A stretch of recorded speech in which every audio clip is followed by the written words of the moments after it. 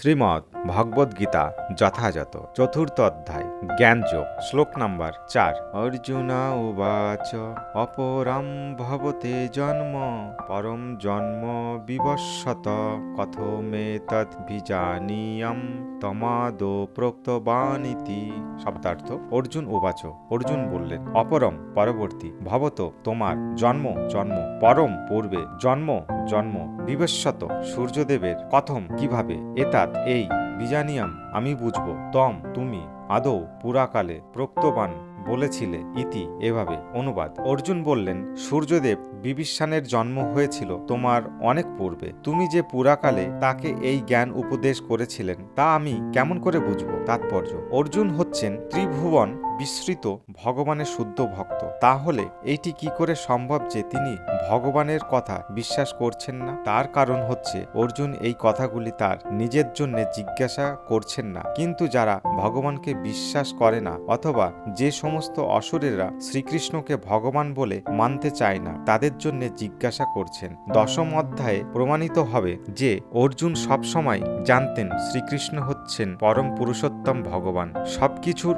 উৎস এবং পরম তত্ত্বের শেষ কথা। সাধারণ মানুষের পক্ষে এটি বুঝতে পারা খুবই কঠিন যে বসুদেব ও দেবকীর সন্তান শ্রীকৃষ্ণ কিভাবে অনন্ত শক্তির উৎস ও অনাদির আদি ভগবান হতে পারেন। তাই অর্জুন শ্রীকৃষ্ণকে সেই সম্বন্ধে প্রশ্ন করেছেন যাতে তিনি নিজেই তার পরিচয় দান করে সকলের সন্দেহের নিরসন করেন। শ্রীকৃষ্ণ যে স্বয়ং ভগবান সেই কথা শুধু আজ নয়, পুরাকাল থেকে সমগ্র জগতের সকলেই বিশ্বাস করে আসছে, কিন্তু অসুরেরাই কেবল সেই সত্যকে মানতে চায় না। সে যাই হোক, শ্রীকৃষ্ণ যেহেতু সর্বজন গ্রাহ্য প্রামাণ্য উৎস, সেই জন্য অর্জুন এই প্রশ্নটি তার কাছেই উপস্থাপন করেছিলেন যাতে তিনি নিজেই তার যথার্থ ব্যাখ্যা দিতে পারেন। অসুরদের কাছে ব্যাখ্যা শুনতে তিনি চাননি, কারণ অসুরেরা সব সময় তাদের নিজেদের এবং অনুগামীদের বোধগম্য বিকৃত ব্যাখ্যা দিয়েই শ্রীকৃষ্ণকে বোঝাতে চেয়েছেন। প্রত্যেকেরই তার নিজের স্বার্থে শ্রীকৃষ্ণ সম্পর্কিত প্রকৃত তত্ত্ববিজ্ঞান জানা উচিত। তাই ভগবান যখন নিজেই তার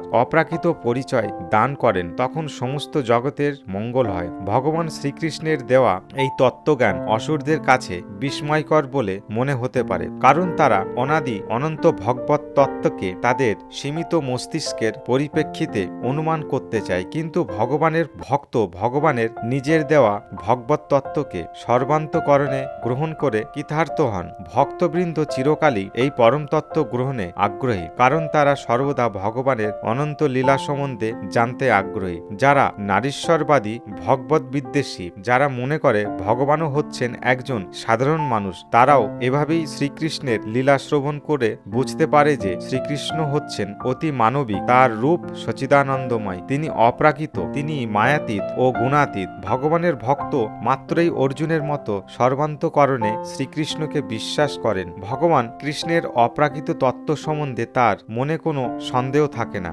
অসুরেরা যে কৃষ্ণকে জড়া প্রকৃতির গুণ বৈশিষ্ট্যের অধীন একজন সাধারণ মানুষ বলে মনে করে, তাদের সেই অবিশ্বাসজনিত যুক্তি খণ্ডন করার জন্যে অর্জুনের মত শুদ্ধ ভক্তেরা ভগবানের কাছে তার ভগবত্তা সম্বন্ধে প্রশ্ন করেন, কিন্তু প্রকৃতপক্ষে তাদের মনে ভগবান সম্বন্ধে সন্দেহের কোনো রকম অবকাশই থাকে না।